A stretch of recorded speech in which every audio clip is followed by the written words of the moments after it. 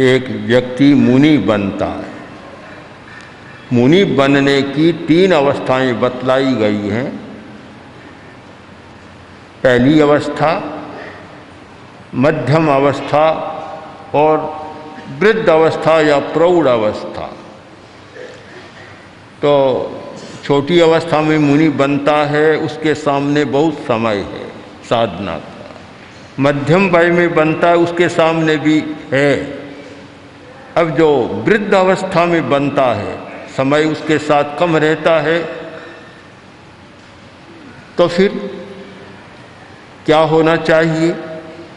आगम में इस विषय में चिंतन हुआ और चिंतन के बाद एक बहुत ही मार्मिक बात कही गई कि पच्छाविते पयाया क्षिप्पं गच्छन्ति अमर भवनायिं देशिं पियो तवो संजमो ये खंती ये बम्बचेरम च।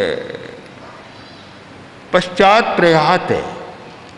प्रौढ़ अवस्था, वृद्ध अवस्था में मुनि बना है, समय कम है, पर चिंता की बात नहीं, बहुत अच्छी सद्गति में वह जा सकता है, सद्गति को प्राप्त हो सकता है। कारण कि जिनको संयम प्रिय है, संयम तप ये प्रिय है, क्षमा प्रिय है और ब्रह्मचर्य प्रिय है। ये जिनको प्रिय है वे बाद में भी अच्छी गति प्राप्त कर सकते हैं। वैदिक व्यवस्था, वर्ण व्यवस्था में जो चिंतन हुआ था, व्यवस्था में चिंतन हुआ था कि 25 वर्ष तक अध्ययन, ब्रह्मचार्य, 25 से 50 तक वह गृहवास का, और फिर बाद में 50 के बाद आरण्यक और फिर 75 बाद संन्यास।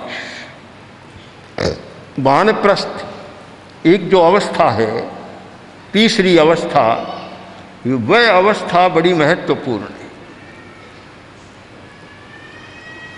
यानी 50 वर्ष तक व्यक्ति ने अध्ययन कर लिया, धन कमा लिया, भोग भोगा, सब कुछ किया, उसके बाद फिर तीसरी अवस्था, यह प्रौढ़ अवस्था। अब तीसरी अवस्था में 2 विकल्प हैं कि या तो वह मुनि बने और या फिर वह घर के धंधे से मुक्त होकर और किसी अच्छे काम में लगे।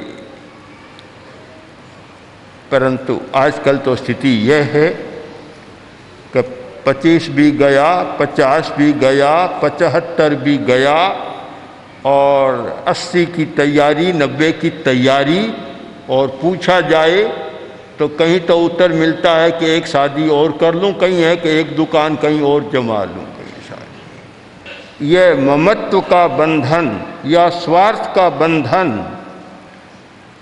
उसे तोड़ना बहुत जरूरी है। कि ममत्व का बंधन कैसे टूटे? मेरापन, मेरा परिवार, मेरा घर, मेरा आदि, यह ममत्व बिल्कुल तो नहीं टूट सकता, परंतु इतना कमजोर हो जाए कि वह बाधा न बने, कहीं बीच में अटके नहीं, भ्रम पैदा न करे। आज तो लगता है एक भ्रांति पैदा हो गई, भ्रांति कि अगर मैं घर में काम कम करूँगा, घर में कम रहूँगा तो पता नहीं मेरा क्या होगा, बुढ़ापे में क्या होगा या और क्या होगा, एक प्रश्न पैदा हो रहा है। और इस भ्रांति के कारण लोग और ज़्यादा ममत्व में फंस जाते हैं। ममत्व और स्वार्थ दोनों भ्रांति पैदा कर रहे हैं, और जब आदमी भ्रांत होता है तो सच्चाई को पकड़ नहीं पाता।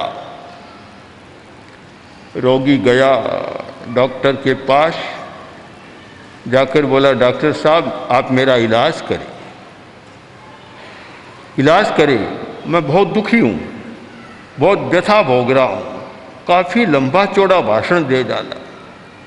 डॉक्टर ने कहा बैठ जाओ, शांति से बैठो, और तुम्हारी बात मैंने सुन ली सारी, मुझे तो ये बताओ तुम्हारी आखिर बीमारी है क्या, बीमारी क्या है? बोला डॉक्टर साहब पहले आप पूछना चाहेंगे, बता दूं? कहाँ बता दो। कि बीमारी यह है कि खाने के बाद मुझे भूख नहीं लगती।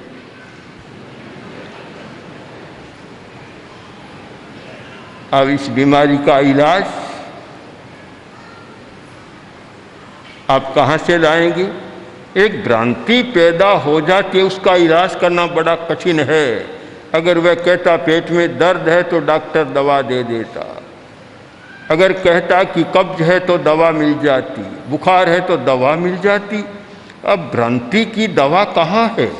जब कहा कि मुझे खाने के बाद भूख नहीं लगती, ये तो भ्रांति है, ये कोई सही बीमारी नहीं है, उसकी दवा कैसे हो सकती है? मुझे लगता है एक भ्रांति पैदा हो गई, भ्रम पैदा हो गया। और भ्रम पैदा इसलिए हुआ कि आत्मविश्वास नहीं रहा।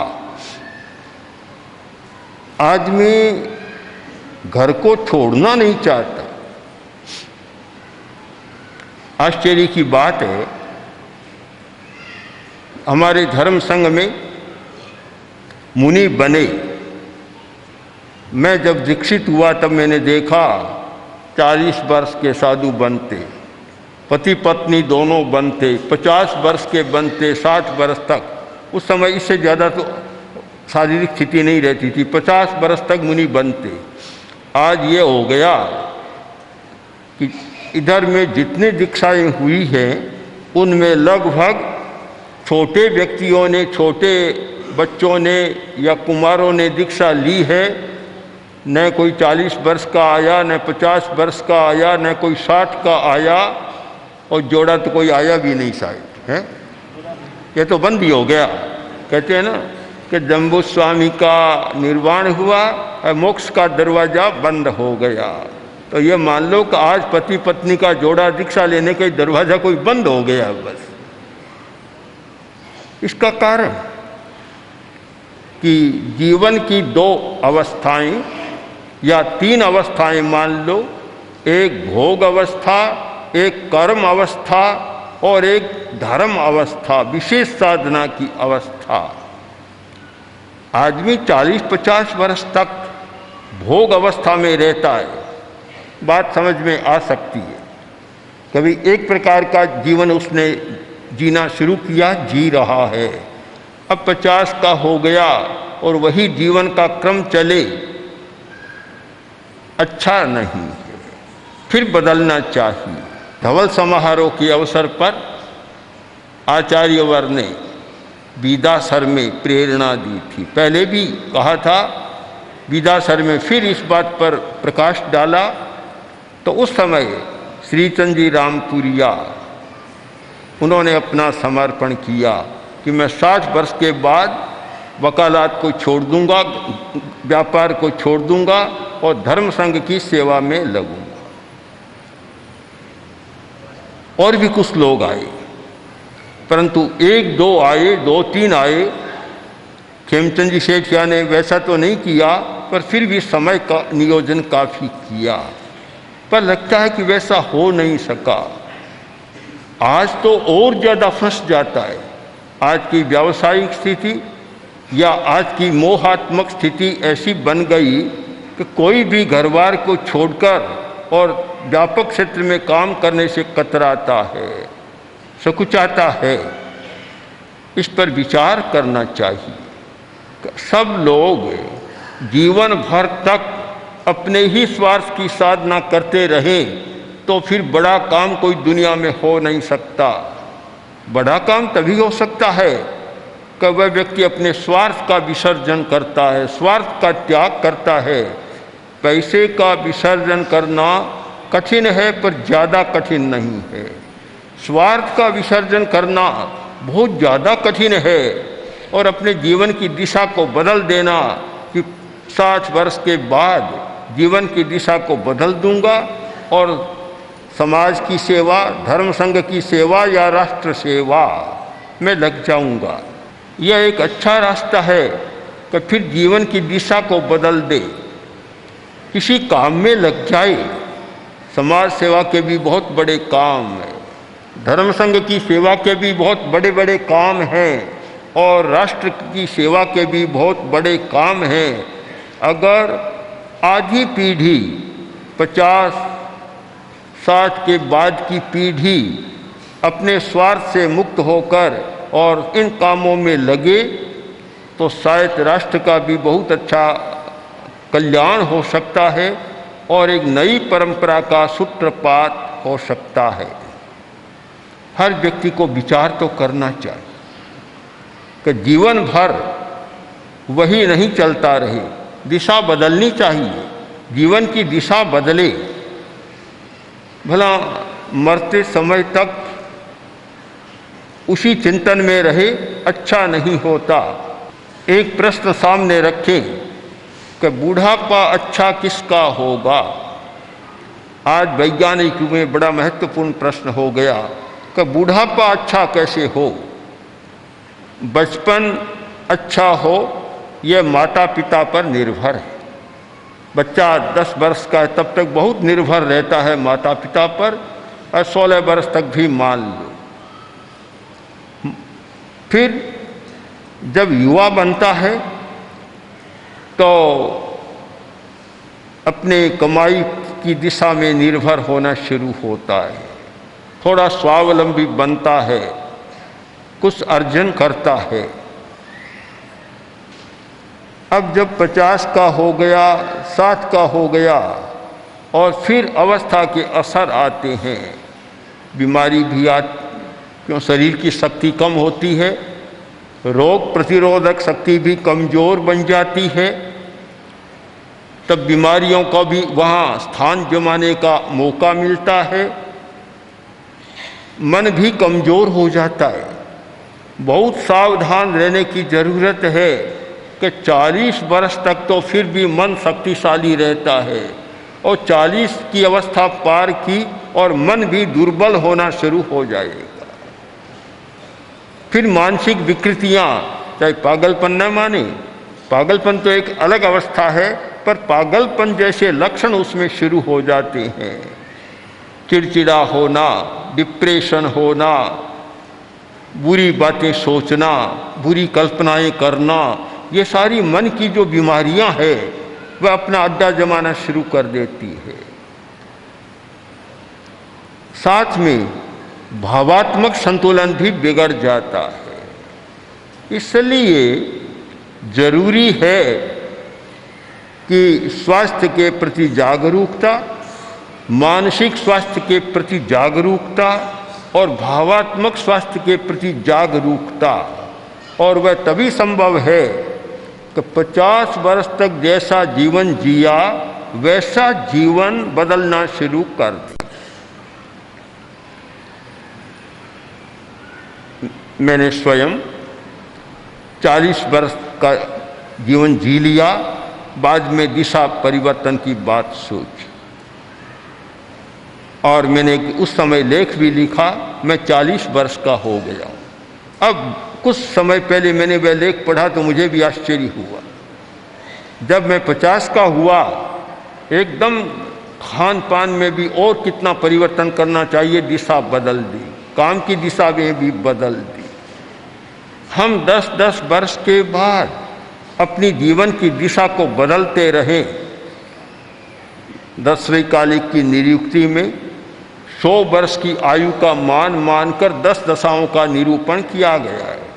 10-10 वर्ष की हमारी एक दशा होती है, हमें सोचना चाहिए, पर शायद नहीं सोचते हैं। क्या कोई व्यक्ति सोचता है मैं 50 का हो गया हूँ, मैं आज 40 का हो गया हूँ, अब मुझे क्या करना चाहिए? अब मैं 60 का हो गया हूँ, अब मुझे क्या करना चाहिए? मेरी जीवन की दिशा क्या होनी चाहिए? जो करता आया हूँ वही करूँ या कुछ नया काम भी करना चाहिए? एक चिंतन होना चाहिए। इतने लोग बैठे हैं, क्या कोई बताने की स्थिति में रहे? बताना बोलकर बताने की बात नहीं है कि घंटा, 2 घंटा, 4 घंटा का समय अपने स्वार्थ या स्वार्थ के परिकर से हटकर और समाज के लिए, राष्ट्र के लिए या धर्म संघ के लिए या किसी भी परमार्थ की वृत्ति के लिए लगा रहे। अगर लगा रहे हैं तो बहुत अच्छी बात और उन्हें साधुवाद देना चाहिए, और अगर नहीं लगा रहे हैं तो उन्हें चिंतन करना चाहिए। क्या जहाँ जन्मा हूँ और एक दिन व्यक्ति का अवसान होगा, क्या बीच का सारा समय केवल धन भोग, काम भोग इसके लिए है, या और भी मेरा कोई लक्ष्य होना चाहिए? एक व्यापक स्तर पर देखता हूँ तो मुझे लगता है कि आज से 2, 3, 4 दशक पहले ऐसा लगता था कि एक अमुक अमुक कोटि के व्यक्ति हैं, विशेष प्रकार के व्यक्ति हैं, पर आज तो शायद थोड़ी कमी लगने लगी है। इसका कारण कि सबका आकर्षण अधिक धनी बनने की दिशा में हो गया। एक व्यापक असर हुआ इस बात का। मुझे पता नहीं पूरा, तो राष्ट्रीय स्वयंसेवक संघ एक स्वेच्छासेवी संस्थाओं की दृष्टि से शायद विश्व का सबसे बड़ा संगठन माना जाता है कि इतना है। अब ये मुझे पता नहीं कि इनको भी आज कार्यकर्ता खोजने में कठिनाई होती है या नहीं होती। अगर नहीं होती है तो बहुत बड़ी बात है, खास बात है। आज हर जगह कठिनाई हो रही है कि कार्यकर्ता कहाँ मिले जो अपने घर बार की चिंता को छोड़कर और अब समाज की सेवा में अपने आप को समर्पित कर दे। बहुत कम मिलते हैं। इस पर विचार करें और उस गाथा को ध्यान में रखें कि पच्छाविते पयाया क्षिप्पं गच्छन्ति अमर भवनाय। इस बात की चिंता नहीं करें कि अब हम क्या करेंगे, 60 वर्ष के हो गए, अब हम क्या करेंगे। अरे आजकल तो 60 वर्ष का आदमी और ज़्यादा अच्छा होता है। एक समय था, कहते थे, एक कहावत हो गई कि 60 बुद्धि ना थी। अब बिल्कुल गलत हो गई आज की बात, बिल्कुल गलत है। आज की वैज्ञानिक नई खोजों ने साबित कर दिया कि व्यक्ति 60, 70, 80, 90, 100 जितना अवस्था में होता है उतना ही उसका दिमाग अच्छा होता चला जाता। अगर दिमाग से काम ले तो दिमाग और अधिक अच्छा बन जाएगा, और काम न ले तो फिर साथी बुद्धि नाथी की बात आ जाएगी। सापेक्ष बात है।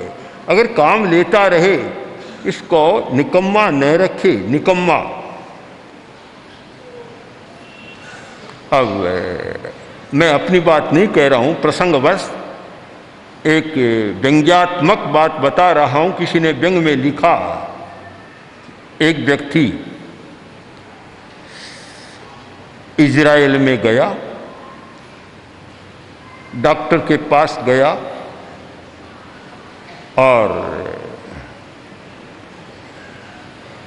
समस्या रखी।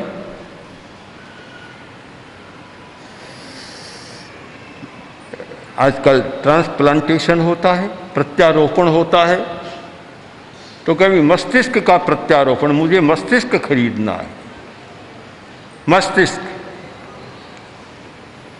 तो देख लो, ये नमूने पड़े। ये आइंस्टीन का मस्तिष्क है, इसका मूल्य 5000 रुपये। यह दूसरे सामाजिक कार्यकर्ता का मस्तिष्क है, इसका मूल्य 50,000 रुपया। आखिर आया कि यह एक राजनेता का मस्तिष्क है, इसका मूल्य 5 लाख रुपये। बोला ये कैसे, ये कैसे? तो आइंस्टीन के मस्तिष्क का मूल्य तो 5000 और एक राजनेता के मस्तिष्क का मूल्य 5 लाख। उसने कहा तुम समझे नहीं, आइंस्टीन ने तो बहुत काम किया था, बहुत काम किया था, इसलिए थोड़ा घिस गया होगा। मूल्य 5000 रुपया है। राजनेता का, इसने कभी मस्तिष्क के काम ही नहीं लिया, बिल्कुल जैसा का तैसा है, इसलिए 5 लाख मूल्य इसका, बिल्कुल नया तरोताजा है। जो व्यक्ति कभी मस्तिष्क से काम नहीं लेते, चिंतन से काम नहीं लेते, बस सहसा जो आया कर लिया, जो आया तलवार चला दी, लाठी चला दी, बंदूक चला दी, शस्त्र का प्रयोग कर लिया, ये स्थिति बदलनी चाहिए। आज हम मस्तिष्क की शक्ति का प्रयोग करें। मनुष्य को जैसा मस्तिष्क मिला है और जैसी शक्तियाँ मिली है उनका अनुभव करें। स्पिरिचुअल सॉल्यूशन एवरी प्रॉब्लम, हर समस्या का आध्यात्मिक समाधान। कैसे? उसका पहला चैप्टर, उसके बारे में जब जानकारी ली, पता चला कि उसमें है कि पहले रिकॉग्निशन, अपने आप को रिकॉग्नाइज करो, अपनी शक्ति को पहचानो, अपनी शक्ति को पहचानो। फिर रियलाइज, अपनी शक्ति का रियलाइजेशन करो, अपनी शक्ति की अनुभूति करो, और फिर अब उस शक्ति के साथ अपना तादात्म्य करो, तो तुम्हें हर समस्या का आध्यात्मिक समाधान मिलेगा। बहुत सुंदर बात एक जानने को मिली, जानते तो हैं, पर जो बात योग की बात है, योग सूत्र में यही बात कही जाती। आचार्य रामसेन ने तत्वानुशासन लिखा, उसमें यही तादात्म्य की बात आती है।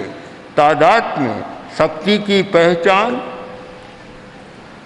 शक्ति का अनुभव, रियलाइज करना, और फिर शक्ति के साथ तादात्म्य करना, एकात्म हो जाना, बहुत बड़ी बात है। तादात्म्य का एक सुंदर उदाहरण है कि एक व्यक्ति गुरु के पास आया, आकर कहा मुझे ध्यान सिखाओ। कमरे में बिठा दिया, आधा घंटा बैठा और बोला कि मैं क्या ध्यान करूं, मैं ध्यान नहीं होता मुझसे, तो मुझे मेरी भैंस ही भैंस याद आ रही है। कोई किसान था ऐसा, तो मुझे तो भैंस ही भैंस याद आ रही है, मैं क्या ध्यान करूं। गुरु ने कहा भैंस पर ही तुम ध्यान टिका लो, उसके साथ तादात्म्य कर लो। बता दी विधि। बैठा, घंटा भर का समय दिया था, पूरा हुआ। अब दरवाज़ा खोला कि आओ बाहर। बोला मैं तो आ नहीं सकता, क्यों, मेरे सींग इतने बड़े हो गए कि दरवाजे में भी समाएंगे ही नहीं। यानी अपने आप को भैंस के रूप में अनुभव कर लिया, तादात्म्य स्थापित कर लिया। अब मैं बाहर कैसे आऊं? जब व्यक्ति जिस शक्ति के साथ तादात्म्य करता है, उसी रूप में वह बदल जाता है।